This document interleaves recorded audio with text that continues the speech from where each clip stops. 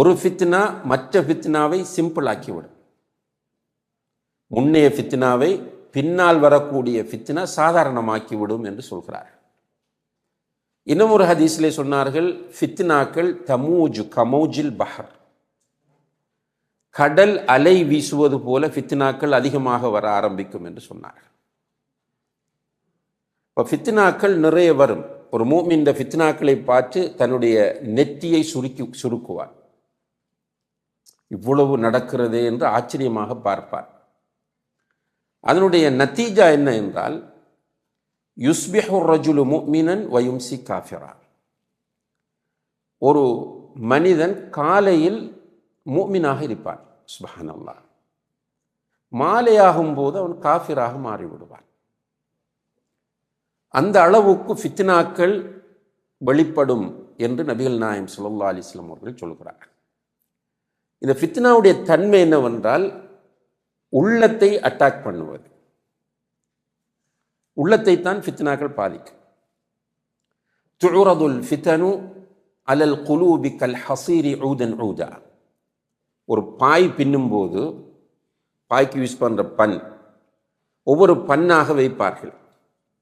அதுபோல உள்ளங்களுக்கு ஃபித்னாக்கள் எடுத்து காண்பிக்கப்பட்டு கொண்டே இருக்கும். ஃபஅய்யு கல்பின் உஷ்ரிபஹா நுக்கித ஃபீஹி நுக்தத்துன் சௌதா. எந்த உள்ளம் அந்த ஃபித்னாவை அப்சர்வ் பண்ணி கொள்கிறதோ, உள்வாங்கிக் கொள்கிறதோ, அந்த உள்ளத்தில் ஒரு கருப்பு புள்ளி போடப்படும். ஒவ்வொரு ஃபித்னாவாக உள்வாங்க அந்த உள்ளத்தில் கருப்பு புள்ளிகள் கூடிக்கொண்டே இருக்கும். இறுதியிலே அந்த உள்ளத்தின் நிலைமை எப்படி மாறும்? முழுமையாக பிளாக் ஆகிடும், கருப்பு. முழுமையாக கருப்பாக மாறினால் அந்த உள்ளத்தின் தன்மை தலைகீழாக கவிழ்த்து வைக்கப்படுகிற ஒரு கப்பை போன்று இருக்கும், ஒரு கிளாஸை போல. தலைகீழாக கவிழ்த்து வைக்கப்பட்டிருக்கிற கிளாஸ், அதற்குள் நீங்கள் எதையும் ஊற்ற முடியாது. அது தலைகீழாக கவிழ்த்து வைக்கப்பட்டு நீங்கள் மேலே எதை ஊற்றினாலும் உள்ளே போவதில்லை. இதே போல இந்த உள்ளங்கள் இருக்கும். லா தஅரிஃபு மஅரூஃபன் வலா துன்கிரு முன்கரா. அந்த உள்ளத்திற்கு நல்லதும் புரியாது, கெட்டதும் புரியாது. சுப்ஹானல்லாஹ். இப்படி ஏராளமான ஹதீஸ்கள் இந்த குழப்பங்களை பற்றி நமக்கு முன்னறிவிப்பு செய்திருக்கின்றன. நபி ஸல்லல்லாஹு அலைஹி வஸல்லம் அவர்கள் மறுமை நாளினுடைய ஒரு அடையாளமாக அதிகமாக ஃபித்னாக்கள் வெளிப்படும், அதிகமான குழப்பங்கள் வரும் என்று சொல்கிறார்கள். அந்த காலம் எது என்பதிலே ஆரம்ப காலத்திலிருந்து இஸ்லாமிய அறிஞர்கள் மத்தியில் கருத்து வேறுபாடுகள் இருக்கின்றன. பெரும்பாலும் ஒவ்வொரு காலத்தில் வாழ்ந்த அறிஞர்களும் இந்த காலம்தான் அந்த ஃபித்னாவுடைய ஜமான் என்று எண்ணக்கூடிய அளவுக்குத்தான் ஃபித்னாக்களை அவர்கள் பார்த்திருந்தார்கள். அன்புள்ள சகோதர சகோதரிகளை, இன்று நாம் வாழக்கூடிய காலத்தில் ஒரு 40 வயதை தாண்டிய ஒருவர், அவருக்கு ஒரு 5 வயதாக அல்லது ஒரு 10 வயதாக இருக்கும்போது, ஒரு 25-30 வருடங்களுக்கு முன்னால் இந்த உலகத்தின் நிலைமையை அவர் பார்த்தால், இன்று உலகம் தலைகீழாக மாறியிருப்பதை அவரால் உணர முடியும். ஒரு 25 வருடங்களுக்கு முன்னால் இந்த உலகம் எப்படி இருந்தது என்று சென்று பாருங்கள். ஒரு 30 வருடங்களுக்கு முன்னால் 2000 ஆரம்ப பகுதி, அப்போதான் இந்த மொபைல் ஃபோன்கள் ஒரு அளவு ரீச் ஆகுது. அப்போ ஒரு சகோதரர் சொல்கிறார், நான் ஒரு சிம் எடுக்கிறதுக்காக 10,000 ரியால் டிபாசிட் பண்ணேன்னு சொன்னார். ஒரு சிம் வாங்குறதுக்கு 10,000 ரியால் டிபாசிட் பண்ணி தான் அவர் ஒரு சிம் வாங்கியிருக்கிறார். இது நான் 2000ஆம் ஆண்டு அவரை சந்திக்கிற போது அவர் சொன்ன செய்தி. இன்று, அதாவது நேற்று, ஒரு மோலிலே அசீசியாவில் சும்மா போய் கேட்டோம், சிம் கிடைக்குமாண்டு. சிம் தாராங்க 20 ரியால். அந்த 20 ரியால் சிம்முக்கு 3 GB internet free, 1 GB social media free, 250 local minutes free. ஒரு வருடத்திற்கு முன்னால் என்ன நிலைமைன்னா, அந்த சிம் ஆக்டிவ் ஆகிறதுக்கு டைம் எடுக்கும். நமக்கு சிம்மை தந்து அடுத்த செகண்ட் ஆக்டிவ் ஆகிவிட்டது. எப்படி மாற்றம் என்று பாருங்கள். உலகத்தை நம்முடைய கைக்குள் கொண்டு வருவது, முதல்ல சொன்னாங்க குளோபலைசேஷன் என்று சொல்லி. குளோபலைசேஷன் என்று சொன்னால் உலகமயமாக்கல் அல்லது பூகோளமயமாக்கல் என்று தமிழில் சொல்லுவார்கள். அவங்களோட கான்செப்ட் எப்படி இருந்துச்சுன்னா, உலகம் ஒரு கிராமம் என்று ஃபர்ஸ்ட்டுக்கு சொன்னார்கள். உலகம் ஒரு கிராமம், முழு உலகத்தையும் ஒரு கிராமமாக ஆக்குவது. அதுக்கு பிறகு சொன்னார்கள் உலகம் என்பது ஒரு ரூம் என்றார்கள். ஒரு ரூமுக்குள்ள உலகத்தை கொண்டு வரது. பிறகு சொன்னார்கள் உலகத்தை கைக்குள் கொண்டு வருவது என்று சொன்னார்கள். இன்றைக்கு அந்த கடைசி கட்டத்துக்குள்ள வந்துட்டோம், ஏஐ. இப்போ எல்லாருக்கும் இப்போ குழப்பம், பெரிய குழப்பம். என்ன இந்த வீடியோ ஒரிஜினலா ஏஐயா? எதையுமே நமக்கு எடுத்த உடனே நம்ப முடியாத ஒரு சூழ்நிலைக்கு வந்து விட்டோம்.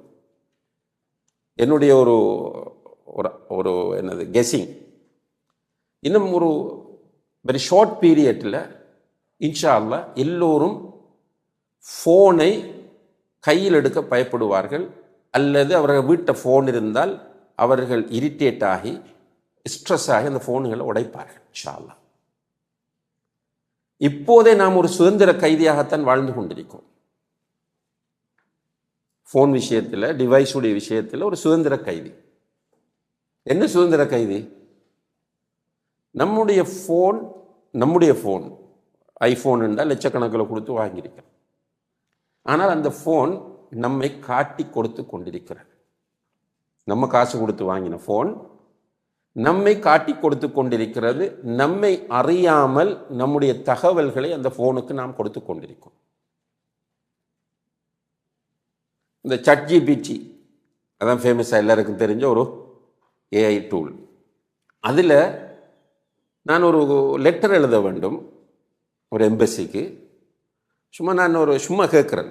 எப்படி கேட்டேன்னு சொன்னால், எனக்கு இந்த எம்பசிக்கு விசா கேட்டு நான் ஒரு லெட்டர் எழுத வேண்டும், ஒரு மாடல் லெட்டர் எழுதி கொடுங்கள் என்று கேட்டவுடன் அந்த லெட்டர் ஆரம்பிக்கிறது நான் இன்னார், என்னுடைய முழு பெயரை சொல்லி, என்னுடைய பாஸ்போர்ட் நம்பரை சொல்லி, என்னுடைய தற்போதைய தொழிலை சொல்லி, என்னுடைய வீட்டு அட்ரஸை சொல்லி, முழுமையாக ஒரு ஒன்றும் தேவை அப்படியே பிரிண்ட் எடுக்கக்கூடிய அளவுக்கு லெட்டர் ரெடியாக வந்துச்சு.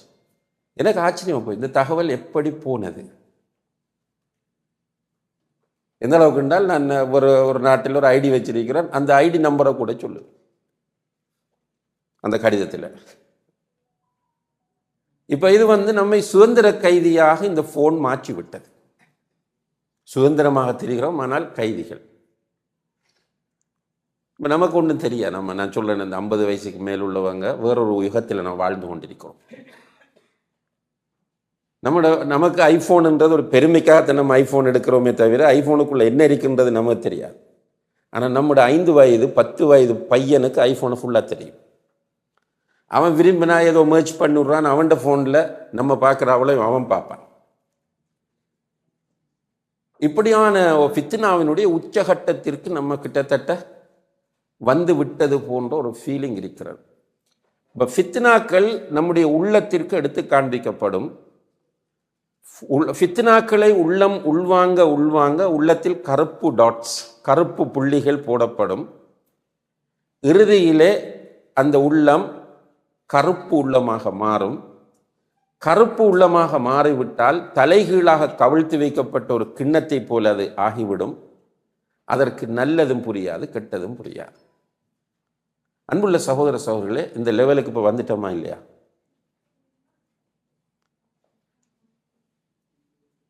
நீங்கள் பெற்ற பிள்ளைகள், உங்களோட பிள்ளைக்கு நீங்க அட்வைஸ் பண்ணி பண்ணி பண்ணி பார்த்து முடியாம கடைசியில் எங்க கூட்டு போறீங்க? கவுன்சிலிங். உள்ள கேட்கிறான்ல, நல்லதும் புரியுதில்லை, கெட்டதும் புரியுதில்லை. சுப்ஹானல்லாஹ். நம்ம மகர் கொடுத்து ஹலாலா முடிச்ச நம்மட மனைவி அல்லாஹ் குர்ஆன்ல டீல் பண்ண சொல்லான். எப்படி? வல்லாத்தி தகாஃபூன நுஷூஸஹுன்ன ஃபஇதூஹுன்ன. சுப்ஹானல்லாஹ். உங்களுடைய வைஃப்ஸ் உங்களுக்கு கட்டுப்பட மறுத்தால் அல்லது கட்டுப்படாமல் போகிறார்கள் என்று நீங்கள் பயந்தால் அவர்களுக்கு நீங்கள் கவுன்சிலிங் செய்யுங்கள். அப்படித்தான் அல்லாஹ் குர்ஆன்ல சொல்றான், ஃபஇதுஹுன்ன. ஆனால் இப்போ எங்கே கொண்டு போய் நிறுத்துறோம் வைஃபை? கவுன்சிலர். எப்போ கேள்விப்பட்டோம் இந்த கவுன்சிலிங்ன்ற வார்த்தையை? 2000 பிறகுதான். நமக்கு முதல்ல எல்லாம் தெரியாது, கவுன்சிலிங்ன்ற வார்த்தையே தெரியாது. நம்ம கிராமங்களில் எங்களோட ஊரில் எல்லாம் என்ன சொல்லுவாங்கண்டா, சின்ன மிஸ் அண்டர்ஸ்டாண்டிங் வரும் ஹஸ்பண்டுக்கும் ஒய்ஃபுக்கும் இடையில். மிஸ் அண்டர்ஸ்டாண்டிங் வந்தால் ஹஸ்பண்ட் என்ன செய்வார்னா வீட்டை விட்டு போயிடுவார். வீட்டை விட்டு போய் அவர் பேரண்ட்ஸுடைய வீட்டுக்கு அவர் போனால் அங்கே கணக்கெடுக்கவே மாட்டான். இங்கே ஒய்ஃபோட வீட்டிலையும் அவரை தேட மாட்டான். இவர் ஒரு நாள் 2 நாள் இருந்து பார்த்துட்டு அவராக திரும்ப ரிட்டர்ன் வருவாராம். உள்ளே போகிறதுக்கு சின்ன ஒரு ஈகோ தடையாக இருக்கு. அப்போ அந்த நேரம் இந்த எங்களோட கிராமங்கள்ல எல்லாம் கல்லால் கட்டப்பட்ட மதில்கள் கிடையாது, ஓலைகளால் செய்யப்பட்ட வேலிகள், தகடுகள் இருக்கும், டின்ஷீட். இவர் அந்த வேலியில் அவர் விழுவார். சும்மா வந்தவர் திடீர்னு வேலியில் விழுந்து சத்தம் போடுவார், என்னை தள்ளாதீங்க, என்ன விடுங்க, நான் போறேன்னு. அவராக போய் தனியே போய் வேலியில் விழுந்து இப்படி சொல்லிட்டு வீட்டுக்குள்ளே போவார். நம்ம போய் பிரிஞ்சுட்டு போகும்னு போனால் விடுறாங்கல்ல, என்ன செய்ய, வர வேண்டிய சூழ்நிலைன்னு வந்து மறந்துடுவாங்க. இப்போ என்ன நடக்குது என்றால் எல்லோருக்கும் தெரியும், நம்ம எல்லோருமே அனுபவிக்கிற சோதனை தான், குழப்பம்தான். என்ன, திருமணம் முடிச்சு ஒரு சில நிறைய கேசஸ் நம்ம பார்க்குறோம். ஜின் பிடிச்சிட்டு ஒரு பிள்ளைக்கு திருமணம் முடிச்சு 1 வீக்கில் ஜின். என்ன பண்ணுறதுன்னு கேட்குறாங்க. அப்போ நம்ம உட்கார்ந்து அந்த பிள்ளையோட பேசினா அதுக்கு ஜின் அல்ல, மொபைல் பிரச்சனை. பிரச்சனை ஜின் அல்ல, மொபைல். இந்த மொபைலை பார்த்தால் இவர் மெசேஜ் அனுப்புகிறார், பழைய அவருடைய கேர்ள் ஃப்ரெண்டுக்கோ அல்லது ஒரு காதலிக்கோ மெசேஜ் அனுப்புகிறார். திருமணம் முடிச்சுட்டு நான் ஒன்றை மறக்க முடியலை. அந்த மெசேஜை பார்க்க அவளுக்கு தெரியும். நம்ம நினைக்கிறோம் இப்போ நம்மளோட ஃபோனை நம்மளோட ஒய்ஃப் மாதிரி என்ன பண்ணுறாங்கன்னு சொன்னால், வாட்ஸ்அப்பில் நம்மள டவுட் வந்துட்டுன்னா வாட்ஸ்அப்பை அவங்க மர்ச் பண்ணி வச்சிடறாங்க. நமக்கு வர மெசேஜ் அவங்களுக்கும் போகுது. அப்போ இவர் சொல்கிறார், இந்த என்னுடைய மனைவியோடு நான் வாழும்போது உன்னுடைய நினைவாகத்தான் இருக்கின்ற அந்த பொண்ணுக்கு அதை ஜீரணிக்க முடியலை. இப்போ அது கவலையில் உட்கார்ந்துட்டு பேசுதில்லை, சிரிக்குதில்லை, அந்த புள்ள ஒழுங்காக சாப்பிடுதில்லை, தூங்கலை. இப்போ ஃபெமிலியாக்கள் என்ன முடிவு எடுக்கிறாங்க? ஜின் பிடிச்சிருக்கி, சூனியம் செய்யப்பட்டிருக்கிறது. சுப்ஹானல்லாஹ். நம்மளே நமக்கு நம்பிக்கை இல்லை சகோதர சகோதரிகளே. நான் சொல்ற இந்த வார்த்தையை நீங்க புரியுவீங்கன்னு நினைக்கிறேன். நான் நம்மையே நம்மளால் நம்ப முடியாத ஒரு நிலைக்கு உலகம் மாறிவிட்டது. மாஷா அல்லாஹ், பயான் கேட்கிறோம். அப்படி பயான் கேட்டுட்டு இருக்கும்போது ஒரு இன்ட்ரெஸ்டிங் வருது, நியத்து வைக்கிறோம். உதாரணமாக ஷேக் அஸ்மி சொன்னாங்க, ரமலானை வரவேற்போம் என்கிற தலைப்பில் இப்படி இன்ஷா அல்லாஹ் இந்த ரமலானில் நான் அப்படி இப்படி செய்யணும், இன்ஷா அல்லாஹ் குர்ஆனை ஒரு தடவையாவது ஓதி முடிக்க வேண்டும், தர்ஜமா படிக்க வேண்டும், கியாமுல்லையில் ஈடுபட வேண்டும், தௌபா செய்ய வேண்டும். அப்படி ஒரு நியத்து இருக்கும் நமக்கு. இருந்துட்டு அப்படியே எல்லாரும் பயான் முடிஞ்சதுக்கு பிறகு போகும்போது, நீண்ட நாளைக்கு பிறகு அல்லது சந்தித்து பேசிட்டு இருந்துட்டு குடும்ப பிரச்சனைகள் மற்ற எல்லாம் பேசிட்டு என்ன தலைப்பில் அஸ்மி மௌலவி பேசினார்ன்றதே நமக்கு ஞாபகம் இல்லை. நான் சொல்றது ரியலா இல்லையா? ஏன் நான் சில விஷயங்களை ப்ராக்டிக்கலாக செய்து காட்டுவேன். இப்போ சில இஜ்திமாக்கள் வைப்பார்கள், 4-5 பயான்கள் நடக்கும்.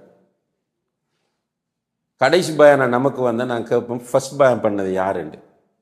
ஒரு நல்ல மௌலவி, நல்ல ஃபெட்டான மௌலவின்னு சொல்லுவாங்களே, ஒரு பேரை சொல்லியிருப்பாங்க, இவர் இன்னார் இந்த மதரசாவில் ஓதியவர், இது அதெல்லாம் நம்மளோட மண்டையிலேருந்து போயிடும். டேக் ஹோம் மெசேஜ் பயான்ல இருந்து நம்ம இதுக்கு வரேன்டா, டேக் ஹோம் மெசேஜ்னு கொஞ்சம் இதை கொண்டு போகணும். அதுக்கு தான் பயானுக்கு போறது. நம்ம என்ன டேக் ஹோம் மெசேஜ் விட்ட கொண்டு போறோம்? இப்போ உள்ள சூழல் நான் நம்மண்டு உங்களை மட்டும் கேட்கல, உலகத்தில் உள்ள எல்லா முஸ்லிம்களையும் பார்த்து கேட்கிறேன். ஒரு ஹொத்துபா, அந்த ஹொத்துபாவிலிருந்து நம்ம வீட்டுக்கு கொண்டு செல்லக்கூடிய மெசேஜ் என்ன? ஒரு பயான், ஒரு நசீஹா, அதிலிருந்து வீட்டுக்கு கொண்டு செல்லக்கூடிய மெசேஜ் என்ன?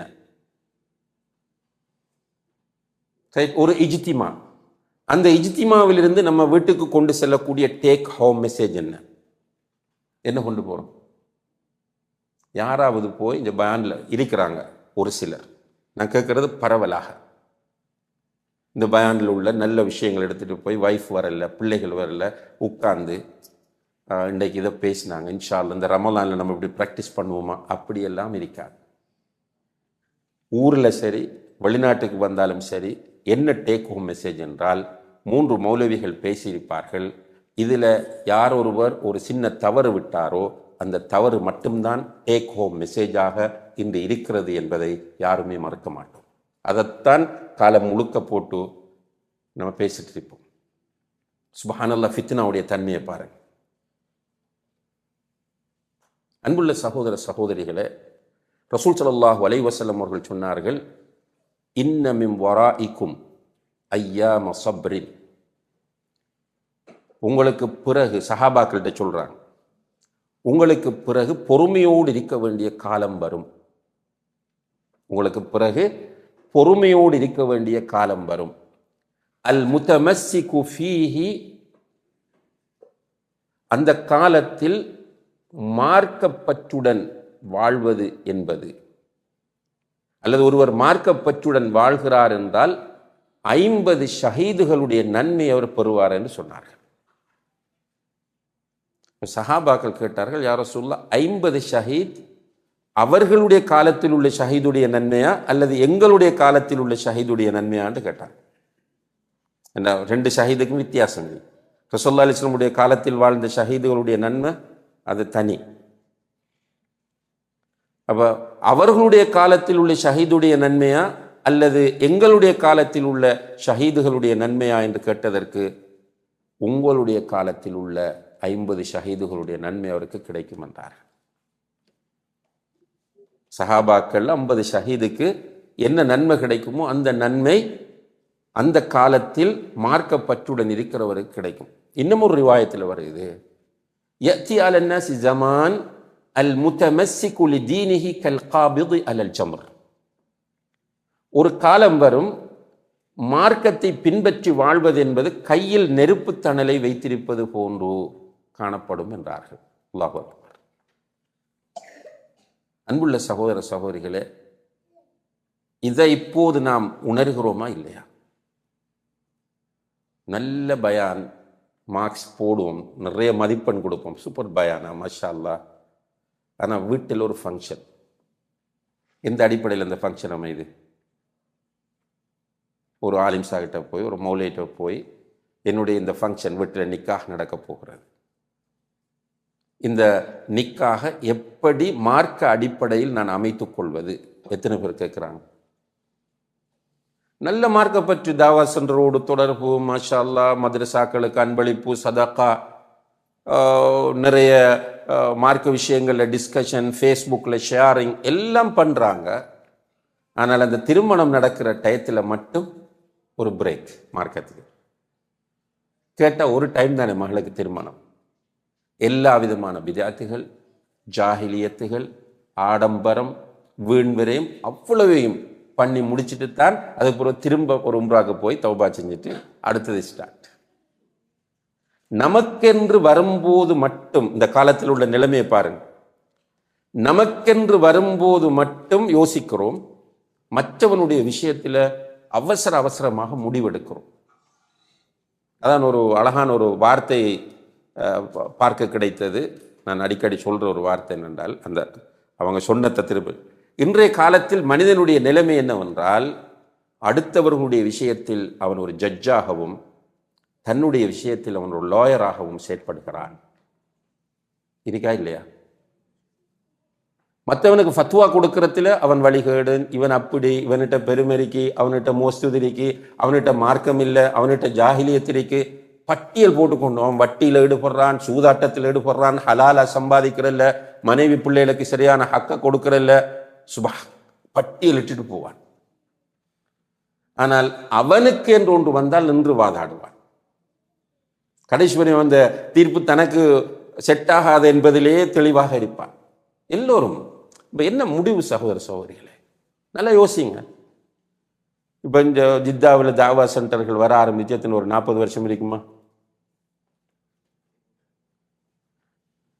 இப்போ ஒவ்வொருவரும் எவ்வளோ காலமாக பயான் கேட்குறோம், என்ன சேஞ்ச் லைஃப்ல, என்ன மாற்றம்? சும்மா புள்ள கிடைச்ச உடனே அக்கீக்காவை பற்றி கேள்வி கேட்கறதும், பேர் வைக்கிறதுக்கு ஒரு மௌலவியை தேடுவதும், அதுபோல் திருமண நிகழ்வில் வந்து அந்த திருமணத்திற்கு ஒரு பயான் பண்ணிட்டு போறதும் இதுவல்ல இஸ்லாம். இதுக்காக நம்ம படைக்கப்படவும் இல்லை. இஸ்லாம் என்பது முழு லைஃப். அதெல்லாம் சொல்றது இஸ்லாம் ஒரு வாழ்க்கை திட்டம், லைஃப் ஸ்டைல். எல்லா இடத்திலையும் இஸ்லாம் இருக்க வேண்டும். சிலர் இன்றைக்கு நம்ம பார்க்கிறோம், நல்ல நீண்ட தாடி ஜுப்பா எல்லாம் இருக்கும், ஆனால் சுப்ஹானல்லாஹ் மனைவி பிள்ளைகள விஷயத்தில் ஜீரோ, உடன்பிறப்புகள் இரத்த உறவுகள் விஷயத்தில் ஜீரோ. நல்ல மார்க்கப்பற்றோடு ஹஜ்ஜிக்கு போய் உம்ராவுக்கு போய் ஹாஜியார் என்ற பேரோட இருப்பார். பிஸ்னஸை பார்த்தோம்னு சொன்னா பிஸ்னஸ் முழுக்க லா ஹவ்ல வலா குவத்த இல்லா பில்லாஹ் சொல்ல முடியல. சிம்பிளா வட்டி, சாதாரணமாக ஏமாற்று. சிலர் வந்து வேகமாக எப்படி பணம் சம்பாதிக்கிறது, அதுக்காக வேண்டி ட்ரக்ஸ் வியாபாரம் பண்றாங்க ஹாஜியார். நல்ல அடிக்கடி உம்ராவுக்கு ஹஜ்ஜிக்கு போய் வரவர், தஹஜ்ஜத் தொழுறவர். ஏனென்றால் இந்த ஃபித்னா வந்து உள்ளத்தை அப்படியே ஒரு கருப்பு உள்ளங்களாக மாற்றி விட்டன. அல்லாஹ் பாதுகாக்க வேண்டும். அன்புள்ள சகோதர சகோதரிகளே, ஹசனுல் பஸ்ரி ரஹிமஹுல்லா அவர்கள் சொன்னார்கள், இப்ன ஆதம் தீனுக் தீனுக், மனிதனே உன்னுடைய மார்க்கம், உன்னுடைய மார்க்கம் இதில் கவனம் செலுத்து. மனிதனே உன்னுடைய மார்க்கம், உன்னுடைய மார்க்கம், உன்னுடைய மார்க்கத்தில் நீ கவனம் செலுத்து. இன்னமா ஹுவ லஹ்முக வ தமுக். அல்லாஹ் அக்பர். அந்த மார்க்கம் தான் உன்னுடைய இரத்தமும் சதையும் என்று சொன்னார். அன்புள்ள சகோதரர் சொல்ல, இந்த லைஃப் என்ன, இந்த லைஃபுக்கு என்ன மீனிங்? ஒரு 5 ஸ்டார் ஹோட்டலில் மகளுடைய திருமணம் மிக ஆடம்பரமாக நடந்து முடிந்தது. கோடிக்கணக்கில் செலவு செய்தோம். எல்லா விதமான வீடியோ, போட்டோ, செல்ஃபி எல்லாம் முடிஞ்சு. பிறகு ரிசல்ட் என்னன்னு பார்த்தா 2 பேருக்கும் இடையில உடன்பாடு இல்லை, டைவோர்ஸ். பார்க்கிறோமா இல்லையா? என்ன லைஃபுக்கு என்ன மீனிங்? சாப்பிட்டது எங்க, உடுத்தது எங்கே, கட்டிய வீடு எங்கே? சில வீடுகளில் நம்ம பார்க்குறோம், ஒரு சகோதரர் சவுதியா அல்லது ஏதோ ஒரு அரபு நாட்டிலிருந்து சம்பாதிக்கிறார் தொடர்ச்சியாக. தமிழ்நாட்டை சேர்ந்த ஒரு சகோதரர் சம்பாதிச்சு மாஷா அல்லாஹ் 25-30 வருஷத்துக்கு மேலிருந்து உழைத்து உழைத்து உழைத்து ஒரு அழகான வீடு கட்டி, கடைசியாக இன்னும் கொஞ்சம் டைம் எடுத்து அவர் ஒரு வாகனமும் வாங்குகிறார் ஊரில். அப்போ திருமணம் முடிப்பதற்கு முதலே வந்து விட்டார். போய் திருமணம் முடித்து கொஞ்ச காலம் ஒய்ஃபோடு இருந்துட்டு இங்கே வந்து சம்பாதிக்கிறார் சம்பாதிக்கிறார் சம்பாதிக்கிறார். அவரோட டார்கெட் என்ன? ஒரு அழகான வீடு கட்டுவது. அல்ஹம்துலில்லாஹ் கட்டி முடித்தார். இன்னும் ஒரு ஆசை வந்தது. என்னது? ஒரு வாகனம் வாங்க வேண்டும். வாங்கிவிட்டார். இப்போ முடிவெடுக்கிறார், இன்ஷா அல்லாஹ் இனி ஊருக்கு போய் செட்டில் ஆகுவோம் என்று. மலக்குல் மௌத் அலைஹிஸ்ஸலாம் அதற்கிடையில் வந்து விட்டார். அவருடைய உயிர் பறிக்கப்படுகிறது. ஊரில் உள்ளவர்கள் சொன்னார்கள், ஜனாசாவை ஊருக்கு அனுப்புங்கண்டு. மையத் ஊருக்கு போகிறது. எந்த வாகனத்தில் அவருடைய ஜனாசாவை ஏற்றுவது? அப்போ எல்லாரும் மஷூரா சொன்னார்கள், ஜனாசா கண்டிருக்கிற வாகனத்தை ஹயர் பண்ணும், புது வாகனத்தில் மையத்தை ஏற்ற முடியாதே. அவர் ஜனாசா ஏற்றப்பட்டது ஒரு பழைய வளமையாக ஜனாசா ஏற்றுவதற்கு. அதில் முஸ்லீம் ஜனாசாவும் வரும், முஸ்லீம் அல்லாத ஜனாசாவும் வரும். அந்த ஜனாசா வாகனத்தில் அவருடைய மையத்தை ஏர்போர்ட்டிலிருந்து ஏற்றப்பட்டு வீட்டை கொண்டு வந்த நேரத்தில் புதிய வீட்டில் இல்லாமல் பழைய வீட்டில் குளிப்பாட்டுறதுக்கெல்லாம் வசதி, பழைய வீடு என்று சொல்லி பழைய வீட்டில் வைத்து குளிப்பாட்டி அவருடைய ஜனாசா நல்லடக்கம் செய்யப்பட்டது. இது ரியாலிட்டி, இதுதான் யதார்த்தம். பணம் திமிர், செல்வாக்கு திமிர், கொஞ்சம் வார்த்தை திமிர், சில ஆளுமை, சில அவங்கள்ட்ட ஸ்கில்ஸ் இருக்கும் திமிர், எல்லாத்தையும் வைத்து திமிர் என்ன பண்ண போறோம்? இந்த திமிரை வைத்து உமர் இப்னுல் கத்தாப் ரலியல்லாஹு அன்ஹு அவர்கள் உண்மையிலே ஒரு பெரிய சண்டியன். ஜாஹிலிய காலத்தில் இஸ்லாத்தை ஏற்றுக்கொள்வதற்கு முன்னால் உமர் என்றால் உலகமே நடுங்கும். அந்த காலம் திமிர் பிடித்தவர், ஆணவம் பிடித்தவர், எதையும் விட்ரோ பண்ணுவதற்கு அவர் ரெடி இல்லை. இப்படியானவருக்கு அல்லாஹ் ஹிதாயத்தை கொடுத்தான். சுபஹான் அல்லாஹ். அந்த உமர் இப்னுல் கத்தாப் எப்படி மாறினார் என்றால், மிக பணிவுள்ள சிம்பிளான ஒரு பர்சனாலிட்டியாகவும் இரக்கமுள்ள ஒரு ஆளுமையாகவும் மாறினார். அவர் சொல்றார், உமர் என்றால் அந்த பழைய ஞாபகத்தில் எல்லாரும் பயப்படுறாங்க, உமருடைய உள்ளத்தில் இப்போது இருக்கிற அந்த இரக்கத்தை புரிந்து கொள்வார்களாக இருந்தால் உமருடைய ஆடையை அவர்கள் கலட்டி எடுப்பதற்கு ஆளுக்கால் போட்டி போடுவார்கள் என்று சொல்கிறார். அவர் உவமானம் ஒன்று. அவ்வளோ சாஃப்ட்னஸ். ரசூல் ஸல்லல்லாஹு அலைஹி வஸல்லம் அவர்கள் வஃபாத் ஆகி விடுகிறார்கள். ஜனாசா வைக்கப்பட்டிருக்கிறது. மதீனா சோகமயமாகிறது. உமர் வந்து நின்று சத்தம் போடுகிறார் பழைய ஸ்டைலில். ரசூலுல்லாஹி அலைஹி வஸல்லம் அவர்கள் மூசா அலைஹிஸ்ஸலாம் அவர்கள் அல்லாஹ்வை பார்க்க போனது போல இவர்களும் அல்லாஹ்வை பார்க்க போயிருக்கிறார்கள், வருவார்கள். என்னுடைய காது கேட்க யாராவது உமர் ரசூலுல்லாஹி அலைஹி வஸல்லம் அவர்கள் வஃபாத் ஆகி விட்டார்கள் என்று சொன்னால் அவருடைய தலை இந்த இடத்தில் உருளும் என்றார்கள். இப்போ சஹாபாக்களுக்கு பயம் பேசுறதுக்கு. அந்த இடத்தில் அபூபக்கர் சித்திக் ரலியல்லாஹு அன்ஹு அவர்கள் இல்லை. அவருக்கு ஜனாசா செய்தி கேள்விப்பட்டு அவர் வேகமாக வருகிறார். வந்து பார்க்கும்போது உமர் ஒரு பக்கம் இப்படி சத்தமிட்டு கொண்டிருக்கிறார், இன்னும் ஒரு பக்கம் சோகமும் கவலையும் காணப்படுகிறது. அபூபக்கர் சித்திக் ரலியல்லாஹு அன்ஹு அவர்கள் வந்து மூடப்பட்டிருந்த துணியால் மூடி வைக்கப்பட்டிருந்த அந்த ஜனாசாவை திறந்து பார்த்து அல்லாஹுடைய தூதரின் நெற்றியிலே முத்தமிடுகிறார். முத்தமிட்டு விட்டு சொன்னார், திப்த ஹய்யன் வ மையித்தன் யா ரசூலல்லாஹ்.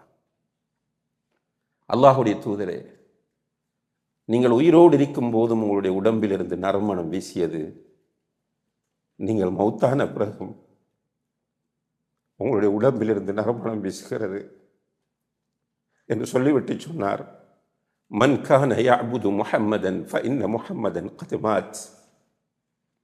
யார் முஹம்மதை வணங்கி கொண்டிருந்தாரோ அவர் புரிந்து கொள்ளட்டும், முஹம்மத் மௌத்தாகி விட்டார் ஸல்லல்லாஹு அலைஹி வஸல்லம். வமன் கான யஅபுதுல்லாஹ ஃபஇன்னல்லாஹ ஹய்யுன் லா யமூத். யார் அல்லாஹ்வை வணங்கி கொண்டிருந்தாரோ அவர் புரிந்து கொள்ளட்டும், அல்லாஹ் தான் என்றென்றும் உயிரோடு இருப்பவன் என்று சொல்லிவிட்டு ஒரு குர்ஆன் வசனத்தை ஓதுகிறார்கள். உமக்கு முன்னால் இருந்தவர்கள் மூத்தாகிவிட்டார்கள், நீயும் மூத்தாகக்கூடியவரே என்கிற அந்த வசனத்தை ஓதிய போது இந்த சம்பவத்தை பிறகு உமர் ரலியல்லாஹு அன்ஹு அவர்கள் சொன்னார்கள், அபூபக்கர் ரலியல்லாஹு அன்ஹு அவர்கள் வந்து இதை ஓதிய போது அந்த வசனம் அப்போது அருளப்பட்டது போன்ற ஒரு உணர்வை நான் பெற்றேன். என்னுடைய உடம்பு பலவீனம் அடைந்து விட்டது. அதாவது எனக்கு அதுக்கு மேலே பேசுறதுக்கு வார்த்தைகள் வரவில்லை. எப்படி இஸ்லாம் மாற்றியது? ரசூலுல்லாஹி அலைஹி வஸல்லம் அவர்கள் உமருக்கு கொடுத்த சர்டிஃபிகேட் மாதிரி யாருக்கும் கொடுக்கல. சொர்க்கத்தை கொண்டு நன்மாராயம் முதல் நிலையில யார் இருக்கிறாங்க? ரசூலுல்லாஹி அலைஹி வஸல்லம் உம்மத்தில் அபூபக்கர் சித்திக் ரலியல்லாஹு. இரண்டாவது நிலையில் தான் உமர் ரலியல்லாஹு அன்ஹு இருக்கிறார். அஹ்லுஸ் சுன்னah வல் ஜமாஅத் நிலைப்பா. ஆனால் உமருக்கு கொடுத்தது போன்ற சர்டிஃபிகேட்ஸ் அபூபக்கர் ரலியல்லாஹு அன்ஹு கொடுத்த மாதிரி நம்ம காணல ஹதீஸ்கள்ல. உமருடைய நாவில் அல்லாஹ் பேசுகிறார். இது அவர காதுக்கும் கேட்ட செய்தி. உமர் ஒரு வழியால் சென்றால் அந்த பக்கம் ஷைத்தான் வரமாட்டான். இது அவருடைய காது கேட்க ரசூலுல்லாஹி அலைஹி வஸல்லம் சொன்னது. மிஅராஜ் போன நேரத்தில் உமருடைய வீட்டை அல்லாஹ் காட்டுகிறார். ஜிப்ரீல் அலைஹிஸ்ஸலாம் அவர்கள் காண்பிக்கிறார்கள், இதுதான் உமருடைய வீடு சொர்க்கத்தில் என்று. சுப்ஹானல்லாஹ். ரசூலுல்லாஹி அலைஹி வஸல்லம் அவர்கள் வந்து சொன்னார்கள், உமரே, சுவர்க்கத்தில் உன்னுடைய வீட்டை நான் பார்த்தேன், உள்ள போக ஆசையாக இருந்தது, இருந்தாலும் உன்னுடைய ரோஷம் ஞாபகத்திற்கு வந்ததனால் நான் உள்ளே போகவில்லை என்றார்கள். உமர் அழுதார். இப்படியான உமர் இப்னுல் கத்தாப் ரலியல்லாஹு அன்ஹு அவர்கள் ரசூலுல்லாஹி அலைஹி வஸல்லம் அவர்கள் வஃபாத்தான பிறகு ரசூலுல்லாஹி அலைஹி வஸல்லம் அவர்களுடைய ரகசிய தோழரான ஹுதைஃபா ரலியல்லாஹு அன்ஹு அவர்களை சந்தித்து கேட்கிறார், ஹுதைஃபாவே, அல்லாஹுடைய தூதர் ஸல்லல்லாஹு அலைஹி வஸல்லம் அவர்கள் மதீனாவில் இருக்கிற முனாஃபிக்குகளுடைய பெயர் லிஸ்ட்டை உன்னிடம் தந்திருக்கிறார்கள், எனக்கு தெரியும். அந்த லிஸ்ட்டை நீ என்னிடம் காண்பி என்று கேட்கிறார். ஹுதைஃபா சொன்னார், உமரே, இது அமானிதமாக ஒப்படைக்கப்பட்டது, காட்ட முடியாது என்றார். உமர் ரலியல்லாஹு அன்ஹு அவர்கள் சொன்னார்கள், ஹுதைஃபாவே, எனக்கு ஃபுல் லிஸ்ட் வேண்டாம், எனக்கு முழு லிஸ்ட் தேவையில்லை. நம்ம லிஸ்ட் கேட்டு இப்போ எதுக்குண்டா யார் யார் நம்ம மட்டும்தான் பியோர், நம்மளோட மைண்ட் செட் அப்படி தான் இருக்கு. இப்போது குடும்ப வாழ்க்கையில் கூட கணவன் மனைவின்னு எடுத்தால் நான் பெர்ஃபெக்ட், மனைவி தான் ராங். பிள்ளை வளர்ப்பில் நான் பெர்ஃபெக்ட், பிள்ளைகள் தான் ராங். கம்பெனியில் நான் பெர்ஃபெக்ட், மற்றவங்க தான் ராங். தாவாவில் நான் மட்டும்தான் பெர்ஃபெக்ட், மற்றவங்க எல்லாருமே ஃபெயிலியர். இதுதான் நம்மளோட இப்போ இருக்கிற மைண்ட் செட். இதான் நான் இதை புரிய வைக்கிறது தான் இவ்வளோ தூரம் வாரேன் நான். இதான் நம்முடைய ஃபித்னாவுடைய தாக்கம். அப்போ நம்ம லிஸ்ட்டை கேட்டிருந்தால் யார் யார் என்று பார்த்து அதை ஃபேஸ்புக்கில் போடுறதுக்கும் அவருக்கு நடவடிக்கை எடுக்கிறதுக்குமாக கேட்டிருப்போம். ஆனால் உமர் ரலியல்லாஹு அன்ஹு லிஸ்ட்டை கேட்டது எதுக்கு தெரியுமா? அந்த லிஸ்டில் அவருடைய பேர் இருக்கிறதா என்பதை அறிவதற்காக. ஹுதைஃபா சொன்னார், உமரே, அந்த லிஸ்டில் உங்களுடைய பேர் இல்லை, ஆனால் இதற்கு பிறகு யாருக்கும் இந்த தகவல் கூட சொல்ல மாட்டேன். சுப்ஹானல்லாஹ். அன்புள்ள சகோதர சகோதரிகளே, அவர்கள் எங்கே, நாம் எங்கே?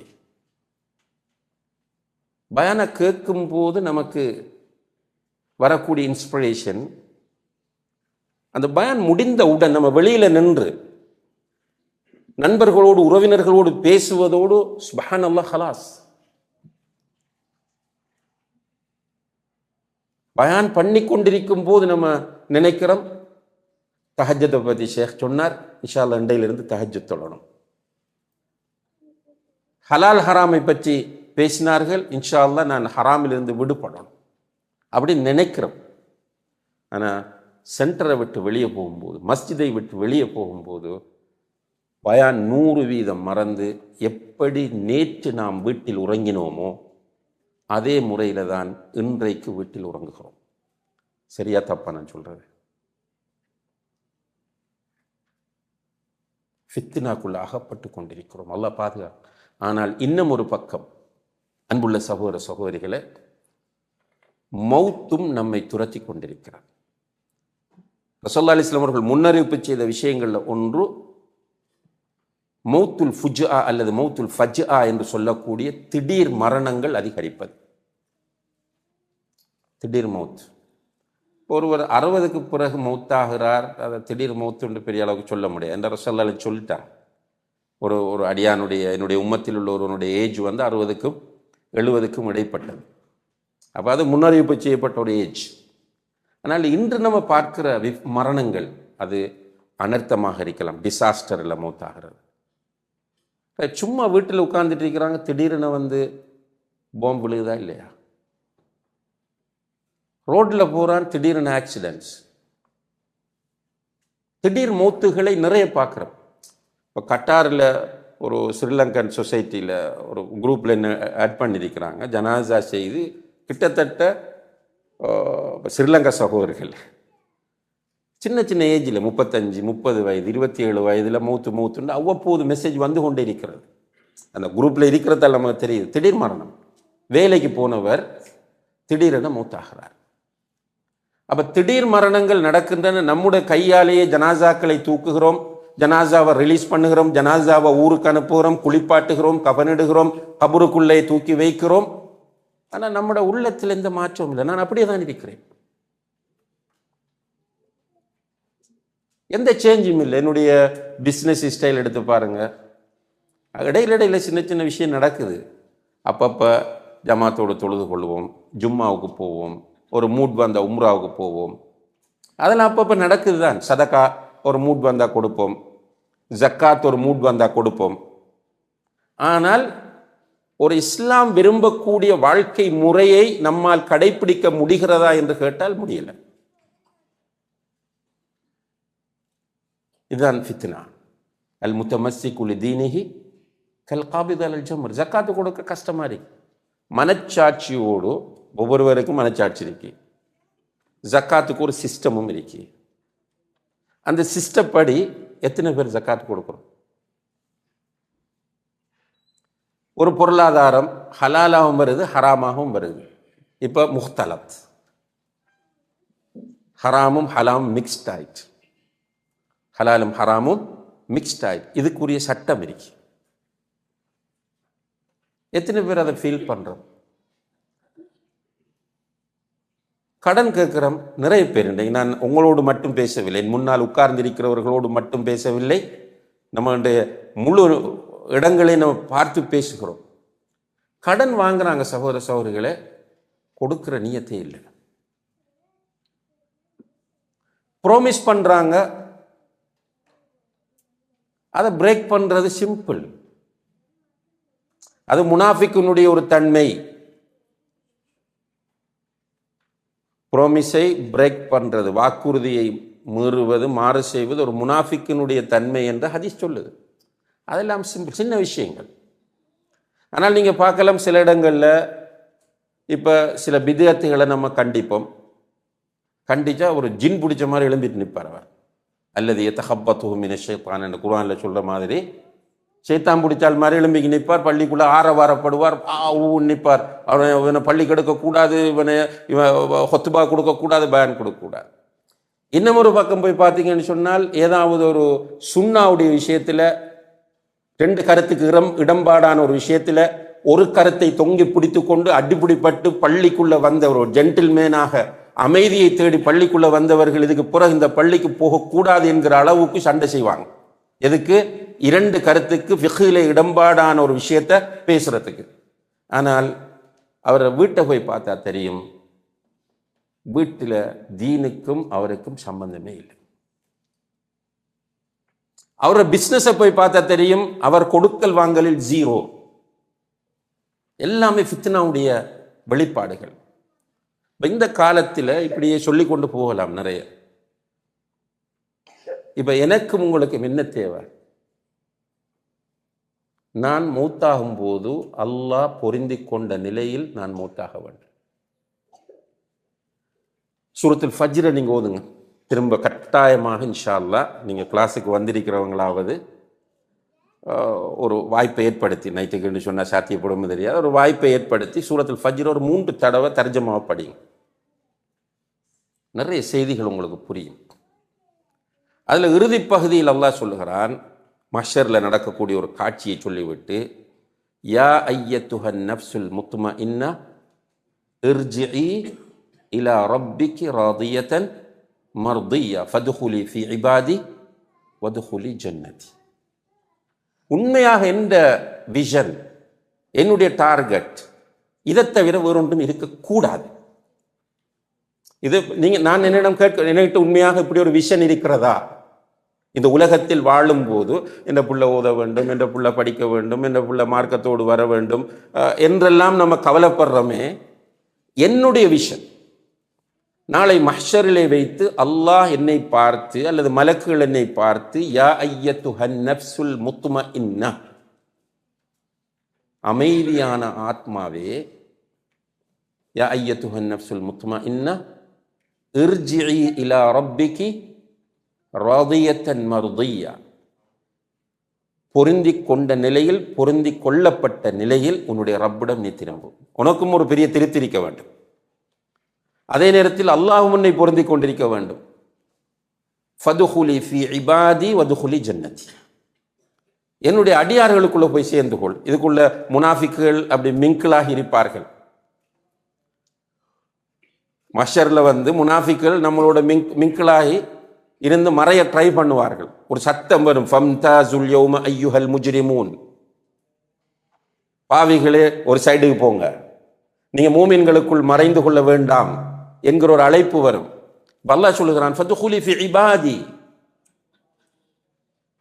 நஃப்ஸ் முத்மஇன்னாவே, நீ என்னுடைய அடியார்களுக்குள் நுழைந்து விடு.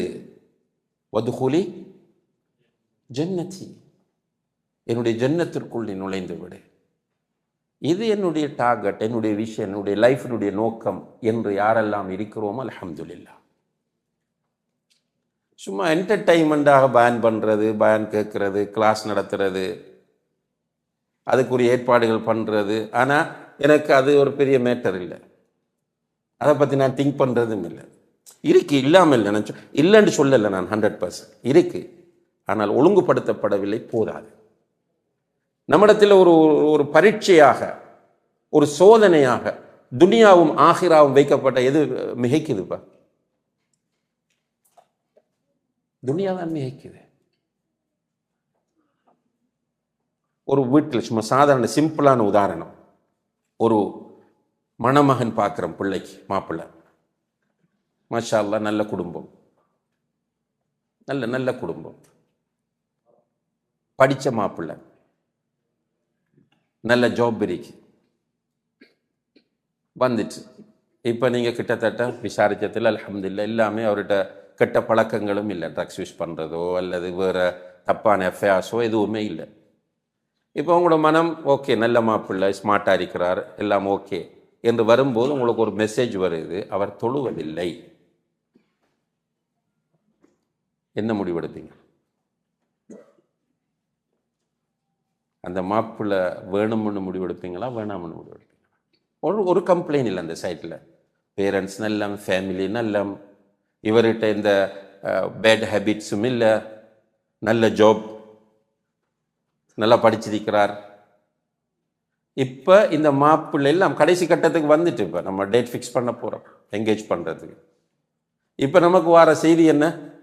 அவர் தொழுவதில்லை. உண்மையாக எத்தனை பேர் இந்த மாப்பிள்ளை எனக்கு வேண்டாம்னு டிசைட் பண்ணுவாங்க?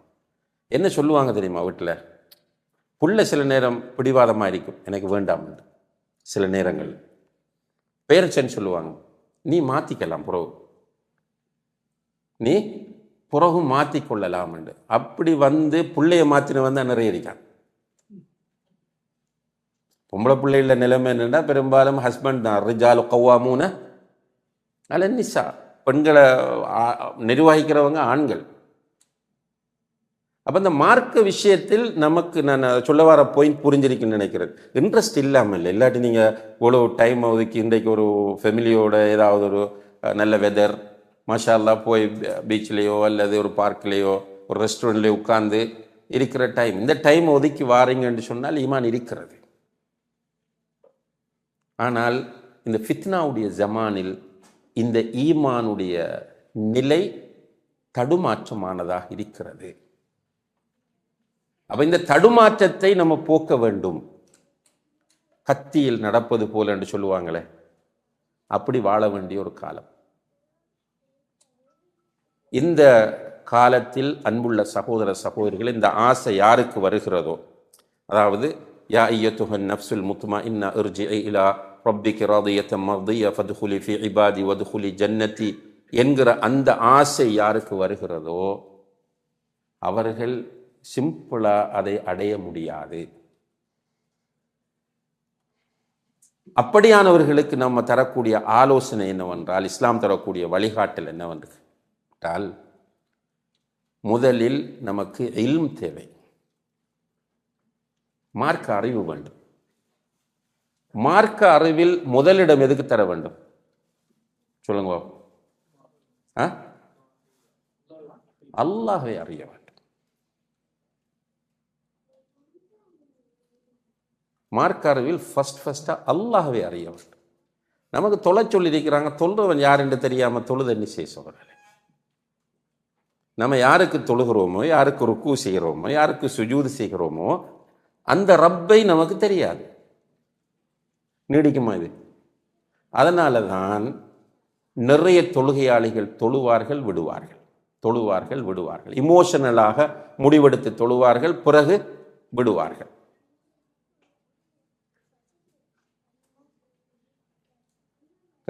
இந்த நிலையிலிருந்து நம்ம மாற வேண்டும் என்றால் அல்லாஹ்வை அறிய வேண்டும். நான் சும்மா தரபியாக்களை கேட்பேன், உங்கள்கிட்ட கேட்கல, நீங்கள் மனசுக்குள்ள பதில் சொல்லிக் கொள்ளுங்க.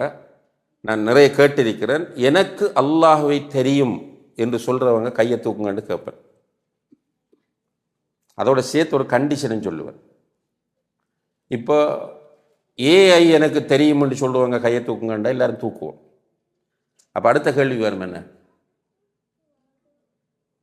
ஏஐண்டா என்ன? ஆன்சர் இல்லாட்டி தட் மீன்ஸ் அவருக்கு ஏஐ தெரியாது. அல்லாஹ்வை தெரியும். அல்லாஹ் யார், அல்லாஹுடைய சிஃபாத்துகள் என்ன, அல்லாஹுடைய அஸ்மாக்கள் என்ன, தௌஹீதுல் அஸ்மா வஸ்ஸிஃபாத் என்றால் என்ன, அல்லாஹ் எங்கே இருக்கிறான், அல்லாஹ் எல்லா இடங்களிலும் இருக்கிறான் என்கிற செய்தி சரியா தப்பா, இப்படி ஒரு 10 கேள்வியை கேட்டோம்னா அவர்கிட்ட அதுக்கு ஆன்சர் இல்லை. அன்புள்ள சகோதர சகோதரிகளே, மனிதன் என்கிற வகையில் நமக்கு யாரை பிடிக்கும்னு சொல்லுவோம்? யாரோட நீண்ட நேரம் உட்கார்ந்து பேசுறதுக்கு விரும்புவோம்? டைம் ஸ்பெண்ட் பண்ண, யாரோடு பயணம் போறதுக்கும் டைம் ஸ்பெண்ட் பண்ணோம், நம்ம யாரை விரும்புவோம்? நல்லவர்களோடு, அன்பானவர்களோடு, இரக்கமுள்ளவர்களோடு. ஒரு ஆளோட பயந்து கொண்டு வாழ முடியும். அப்ப சில வைஃப்ஸ் இருக்கிறாங்க, சில மனைவிமார் இருக்கிறாங்க, அவங்க வாழ்ற யாரோட? போலீஸ்காரர்களோட. வீட்டில் போலீஸ்காரர். சில பிள்ளைகள் இருக்கிறார்கள், அவங்க யாரோட வாழ்றாங்க? போலீஸ். அவர் என்ன நினைக்கிறார் என்றால், நான் போலீஸ்காரனாக இருந்தால் தான் நல்ல தந்தை என்று நினைக்கிறார். நிறைய வீடுகளில் பிள்ளைகள் பெற்றோருக்கு இப்போ நம்ம ஒரு அளவு உருவாக்குறோம். இப்போ நிறைய பேரண்டிங் என்று கேள்விப்பட்டு பிள்ளைகள் வந்து முத்தமுடுறாங்க, கையை முத்தமுடுறாங்க. பெரிய வயது வந்த பிள்ளைகள் கூட, பொம்பளை பிள்ளைகளாக இருந்தாலும் நம்மளை பயணம் அனுப்பும்போது ஹக் பண்ணுறாங்க, கிஸ் பண்ணுறாங்க. இதெல்லாம் நடக்குது இப்போ ஓரளவு. கொஞ்சம் முன்னாடி உள்ளவங்க நம்மளோட பாப்பா கை கொடுத்துருக்கோமா, நம்ம உமாவை கிஸ் பண்ணிருக்கோமா, ஹக் பண்ணிருக்கிறோமா? இல்லை. ரைட். உண்மையிலேயே ஒரு அன்பு இரக்கமுள்ள ஸ்கூலில் படித்தவங்க எல்லாரும் எந்த டீச்சரை பிடிக்கும்? இரக்கம் காட்டுற ஆசிரியரை தான் நமக்கு பிடிக்கும். இப்போ நமக்கு ஃபர்ஸ்ட்ல இருந்து சொல்லித்தரப்பட்டது அல்லாஹை பற்றி என்ன? எப்படி சொன்னாங்க? அல்லாஹ் இரக்கமுள்ளவன்னு சொன்னாங்களா, அல்லாஹ் பயப்படுங்கன்னாங்களா? அல்லாஹ் பயந்துக்கங்க, அல்லாஹ் பயந்துங்க. சின்ன வயசுல நம்ம பிள்ளைகளுக்கு என்ன பொய் சொல்லாத, உன்னை தூக்கி நரகத்தில் போடுவான், உன்னை நாக்க வெட்டுவான். இப்போ என்ன வரும் என்னுடைய மனதில்? அந்த சின்ன குழந்தையினுடைய மனதில் என்ன வரும் என்றால், அல்லாஹ் ஒரு பயங்கரமான, நஅூது பில்லா, அல்லாஹ் நம்மை மன்னிக்க வேண்டும். ஒரு ஸ்கூல் ஆசிரியர் என்னிடம் சொன்னார். அவர் போய் கேட்டிருக்கிறார் ஒரு அளவான ஏஜ் பிள்ளைகள்கிட்ட, ஒரு 16-17 வயது பிள்ளைகள்கிட்ட, அல்லாஹ் எப்படி இருப்பான்னு நீங்கள் கற்பனை பண்ணுறீங்க? அதுக்கு ஒருவன் சொல்லியிருக்கிறான், பெரிய தலைப்பாகை கட்டி, பெரிய மீசையும் பெரிய தாடியும் வைத்து, கையில் 2 வேல் வைத்து கொண்டு ஒரு பயங்கரமான தோற்றத்தோடு இருப்பார்னு சொல்லி. இது முஸ்லீம் ஸ்கூலில் ஒரு முஸ்லீம் ஆசிரியர் என்னிடம் சொன்ன செய்தி. என்னென்னா, அல்லாஹ் பயப்படு, அல்லாஹ் பயப்படு, அல்லாஹ் பயப்படு, அல்லாஹ் பயந்துக்க. பயந்து கொள் என்று சொல்லப்பட்டிருக்கிறதே தவிர அல்லாஹுடைய இரக்கத்தை பற்றி சொல்லப்படலை. அல்லாஹுடைய வல்லமைகளை பற்றி சொல்லப்படலை, நம்மளும் தேடலை. குர்ஆனை நீங்கள் புரட்டி பார்த்தால் கல்வியை பற்றி வருகிற வசனங்களில் வஅலமு, இஅலம் என்றால் அறிந்து கொள், இல்மிலிருந்து வந்தது. இஅலம், இஅலமு, ஃபஅலம், 33 வசனங்கள் சுமார் அல்லாஹ்வை அறிந்து கொள் என்று வருகிறது. சுப்ஹானல்லாஹ். அல்லாஹ் தான் வணக்கத்திற்கு ஃபஅலம் அன்னஹு லா இலாஹ இல்லல்லாஹ், வணக்கத்திற்கு அல்லாஹ் தான் என்பதை அறிந்து கொள். அல்லாஹ் இரக்கமுள்ளவன் என்பதை அறிந்து கொள். அல்லாஹ் மன்னிக்க கூடியவன் என்பதை அறிந்து கொள். அதில் சுருக்கம் என்னென்றால், அல்லாஹ்வை அறிய வேண்டும். இந்த உலகத்தில் வந்த நபி முஹம்மது ஸல்லல்லாஹு அலைஹி வஸல்லம் மட்டுமா? இல்லை. எத்தனை நபிமார் வந்தாங்க தெரியாது நமக்கு, எத்தனை 1,24,000 சும்மா பொதுவாக சொல்லிட்டு போவாங்க, ஆதாரம் இல்லதுக்கு. ஆனால் எந்த ஒரு சமுதாயம் வந்தாலும் அந்த சமுதாயத்துக்கு நபியும் வந்திருக்கிறார், ரசூலும் வந்திருக்கிறார். ரசூல்மார்களை பற்றி சில ரிவாயத்துகள் வரும்போது சுமார் 300 சிலர் ரசூல்மார்கள் வந்திருக்கிறார்கள். ஆயிரக்கணக்கான அல்லது லட்சத்துக்கு மேற்பட்ட நபிமார்கள் வந்திருக்கலாம். இந்த நபிமார்கள் எல்லோருமே அவர்களுடைய சமுதாயங்களுக்கு, அல்லது ரசூல்மார்கள் எல்லோருமே அவர்களுடைய சமுதாயங்களுக்கு ஃபர்ஸ்டாக எதை போதித்தார்கள்? அல்லாஹ்வை பற்றி தான் சொன்னாங்க. உங்களோட எக்ஸ்பீரியன்ஸில் ஒரு எல்லாரும் ஊரில் ஹொத்துபா கேட்டவங்க எங்கேயாவது ஹொத்துபாவில் அல்லாஹை பற்றி சொன்ன செய்தி கேள்விப்பட்டிருக்கிறீங்களா? இல்லை, இருக்காது. ரயாராக தான் இருக்கு அல்லாஹை பற்றி பேசுகிறது. அப்போ இல்மில் அந்த அந்த பிரதானமான இடம் அல்லாஹ்வை அறிவதற்கு கொடுக்கப்பட வேண்டும். உங்களுக்கு அல்லாஹ்வை எப்படி தெரியும்? நான் அடுத்த கேள்வி கேட்கறது, அல்லாஹ்வை தெரியும்னா உங்களுக்கு அல்லாஹ்வை எப்படி தெரியும்னு உண்மையாக சொல்லுங்க. யாராவது சொல்ல ரெடியா? உண்மையாக எனக்கு அல்லாஹ்வை தெரியும். நீங்கள் அல்லாஹ்வை எப்படி தெரிஞ்சிட்டீங்க? Very good, அஹ்சன். அதான் சரியான பதில். எல்லாரும் சொல்லுவாங்க நான் குர்ஆனை படித்து தெரிஞ்சுக்கிட்டேன், ஹதீஸை படித்து தெரிஞ்சுக்கிட்டேன், சிந்தித்து தெரிந்து கொண்டேன், இப்படி சொல்லுவாங்க. இது artificial answer. Natural real answer என்னென்ற சகோதரர் சொன்னதான். நம்மளோட உம்மா அப்பா அல்லா இருக்கான்னு சொன்னாங்க, அதில் நம்ம அல்லா இருக்கான்னு நம்பிட்டு போகிறோம். நல்ல நான் சொல்கிற உதாரணம் பொருத்தமில்லை, புரிவதற்காக அந்த உதாரணத்தை சொல்லுகிறேன். பேய்ரி இப்படி சொன்னால் சும்மா அந்த நம்பினவங்க பேய்ரிக்குன்னு பயப்படுவாங்க. என்ன நம்பிக்கை அது? மூட நம்பிக்கை. ரைட்? அல்லாஹ் இருக்கிறான், அல்லாஹ் சமியா, அல்லாஹ் பசீர். இப்போ ஒரு பையன் பேசினார், சின்ன பையன், அவர் ஸல்லல்லாஹு அலைஹி வஸல்லம் அவங்க அதை விடுவாங்க, அப்படியே விளையாடவும் விடுவாங்க. நமக்கு கொஞ்சம் இன்கன்வீனியன்ஸ் ஆகிருக்கு அந்த பையன் பேசும்போது. ரைட்? நம்ம எல்லாருமே அசௌகரியப்பட்டோமா இல்லையா? ஏன்? ஒரு ஆள் பயான் பண்ணிட்டு இருக்கிறார், இந்த டைமில் அந்த புள்ள பேசியது பொருத்தம் இல்லைன்னு நினைக்கிறோம். நீங்கள் யாராவது பேசுவீங்களா இடத்துல? இப்போ இங்கே நீங்கள் இதுக்குள்ளே நல்ல வாலிபர்கள் இருக்கிறீர்கள், ரூமுக்கு போனால் ரோட்டில் கண்டா மச்சான்னு சொல்லி சத்தம் போட்டெல்லாம் பேசுவீங்க. இவ்விடத்தில் பேச மாட்டீங்க. ஏன் பேச மாட்டீங்க? அஸ்மி மௌலை இருக்கிறார், ரியாஸ் மௌலை இருக்கிறார், முபாரக் மதன் இருக்கிறார், இப்படி உலமாக்கள் எல்லாம் இருக்கிற சபையில் நம்ம இப்படி பேசுகிறது முறை இல்லை. அப்படி நம்மளோட மனசு சொல்லுது. என்ன, எனக்கு எத்தனை பேர் பேசுகிறத கேட்க முடியும்? நீங்கள் எல்லாரும் பேசினா ஒன்றும் கேட்காது, ஒரு ஆள் பேசினா தான் கேட்கும். ஆனால் அல்லாஹுக்கு எல்லாரும் பேசினாலும் கேட்கும். இதுதான் சமயம் என்பதனுடைய அர்த்தம். மெதுவாக பேசினாலும் கேட்கும், சத்தமாக பேசினாலும் கேட்கும், அல்லாஹுக்கு கேட்கும். அப்போ மௌலவிக்கு வைக்கப்படுற நம்ம ஏன் அல்லாஹ்க்கு வைக்கப்படலை? இந்த கேள்வி புரியுதா? மௌலவியை வைத்துக்கொண்டு தூஷணம் பேச முடியாது, அருவருப்பான வார்த்தைகள், அசிங்கமான வார்த்தைகள் பேச முடியாது. மௌலவியை வைத்துக்கொண்டு நம்மளோட ஃப்ரெண்ட்ஸை நம்ம ஹிண்டடிக்க முடியாது, ஜோக்காக பேச முடியாது என்று நம்முடைய மனம் சொல்லுகிறது. அவாய்ட் பண்ணுறது. ரப்புல் ஆலமீன் கேட்டுக்கொண்டிருக்கும் போது எப்படி பேசுறது?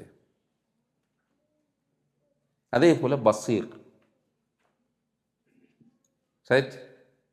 இதில் இப்போ உடனே நீங்கள் ஒரு கால் வருது, சத்தமாக எழுந்து நின்று பேச, அல்லது ஏதாவது ஒரு ரியாக்ஷன் பண்ணுறது, கொஞ்சம் உடம்பு டயர்டாக இருக்குது, ஒரு வருஷமாக அப்படி ஒரு ரிலாக்ஸ் பண்ண நல்ல போல் இருக்கு, எழும்பி நின்று பண்ணுவீங்களா? ஹலாலா ஹராம்? அது ஹலால் தான். பண்ணுவீங்களா? பண்ண மாட்டீங்க. ஏன்? எல்லாரும் பார்த்துட்டு இருக்கிறாங்க. நமக்குன்ற ஒரு ஒழுக்கம் இருக்கு. சுப்ஹானல்லாஹ். சாதாரண நான் உங்களை விட கேவலமானவனாக இருக்கலாம், அல்லாஹ்வுடைய பார்வையில். அல்லாஹ் மன்னிக்க வேண்டும், பாதுகாக்க வேண்டும்.